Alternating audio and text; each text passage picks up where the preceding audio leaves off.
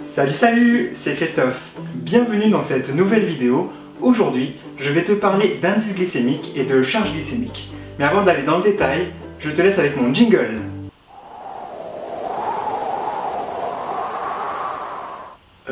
En fait, t'as pas encore fait de jingle.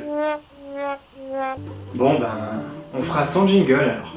Qu'est-ce que l'indice glycémique? Peut-être tu en as déjà entendu parler ou peut-être pas. D'ailleurs, si tu en as déjà entendu parler, n'hésite pas à me mettre en commentaire comment tu l'utilises au quotidien dans ton alimentation. L'index glycémique est la capacité d'un aliment à faire augmenter le taux de sucre dans le sang, qu'on appelle la glycémie, d'où le terme index glycémique. On parle aussi d'indice glycémique ou d'IG pour aller plus vite. Et donc plus cette valeur est élevée et plus l'aliment va faire augmenter rapidement le taux de sucre dans le sang. Et si tu as vu ma première vidéo sur l'insuline, tu sais qu'il n'est pas bon d'avoir un taux de sucre trop élevé dans le sang pendant trop longtemps parce que ça finit par être stocké sous forme de graisse. Et si tu ne l'as pas encore vu, je t'invite à aller voir cette vidéo. Je te mettrai un lien vers là ou vers là. Bon, c'est la première fois que je fais ça, alors m'en veux pas si ça marche pas trop bien. L'index glycémique se mesure sur une échelle de 0 à 100, 100 étant une valeur maximale de référence qui est celle du glucose. Le glucose étant le sucre directement consommé par nos cellules pour fabriquer l'énergie dont le corps a besoin. Donc c'est celui qui va faire augmenter la glycémie le plus rapidement. On va classer les aliments dans trois grosses catégories. Donc, les aliments qui ont un indice glycémique faible, donc de 0 à 35, ceux qui ont un indice glycémique modéré, donc de 35 à 50, et au-dessus de 50, on va parler d'indice glycémique élevé.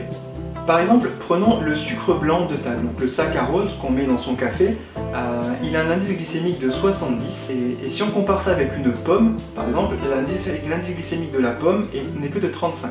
Alors ceci s'explique par exemple parce que la pomme, quand tu vas la croquer, tu vas aussi ingérer des fibres, donc des fibres c'est la partie végétale de la pomme, pour faire simple, qui vont venir englober ces sucres, et ça va ralentir le passage de ces sucres dans le sang, d'où le fait que son index glycémique est plus faible que celui du sucre blanc. Eh mais t'avais pas dit qu'on parlait de charge glycémique aussi? Oui j'allais y venir, laisse-moi le temps. Effectivement, l'index glycémique est un indicateur intéressant pour classer les aliments, mais il n'est pas suffisant.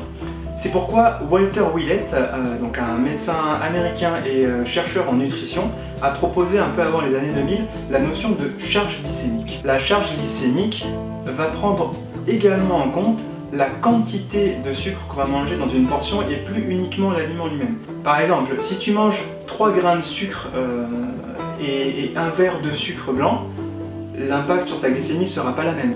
C'est un peu l'idée que voulait proposer Walter Willett en introduisant la notion de charge glycémique. Il existe une formule pour calculer la charge glycémique à partir de l'indice glycémique d'un aliment et de la quantité moyenne de sucre qu'il y a dans une portion qu'on consomme. Je te mettrai la formule en description si jamais ça t'intéresse pour faire toi-même tes calculs, mais t'inquiète pas, il existe une pléthore de sites web ou d'applications mobiles pour pouvoir mesurer, pour pouvoir trouver l'indice glycémique ou la charge glycémique d'un aliment. Donc je te laisse aller chercher sur Google, tu trouveras ton bonheur.